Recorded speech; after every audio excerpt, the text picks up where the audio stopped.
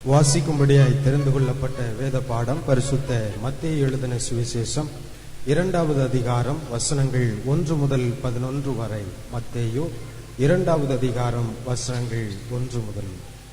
ஏரோது ராஜாவின் நாட்களில் யூதேயாவில் உள்ள பெத்லகேமிலே இயேசு பிறந்த பொழுது கிழக்கிலிருந்து சாஸ்திரிகள் எருசலேமுக்கு வந்து, யூதருக்கு ராஜாவாக பிறந்திருக்கிறவர் எங்கே?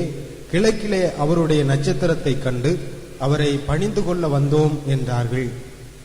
ஏரோது ராஜா அதை கேட்ட பொழுது அவனும் அவனோடு கூட எருசலேம் நகரத்தார் அனைவரும் கலங்கினார்கள். அவன் பிரதான ஆசாரியர், ஜனத்தின் வேதபாரகர் எல்லாரையும் கூடி வரச் செய்து, கிறிஸ்துவானவர் எங்கே பிறப்பார் என்று அவர்களிடத்தில் விசாரித்தான். அதற்கு அவர்கள், யூதேயாவில் உள்ள பெத்லகேமிலே பிறப்பார். அது என்னென்றால், யூதேயா தேசத்தில் உள்ள பெத்லகேமே, யூதேயாவின் பிரபுக்களில் நீ சிறியதல்ல.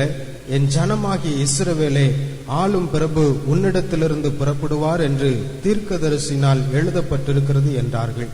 அப்பொழுது ஏரோது சாஸ்திரிகளை ரகசியமாய் அழைத்து நட்சத்திரம் காணப்பட்ட காலத்தை குறித்து அவர்களிடத்தில் திட்டமாய் விசாரித்து, நீங்கள் போய் பிள்ளையை குறித்து திட்டமாய் விசாரியுங்கள்.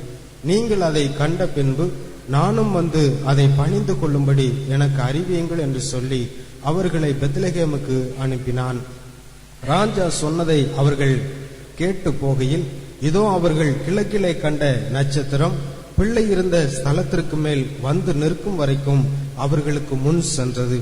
அவர்கள் அந்த நட்சத்திரத்தை கண்டபோது மிகுந்த ஆனந்த சந்தோஷம் அடைந்தார்கள்.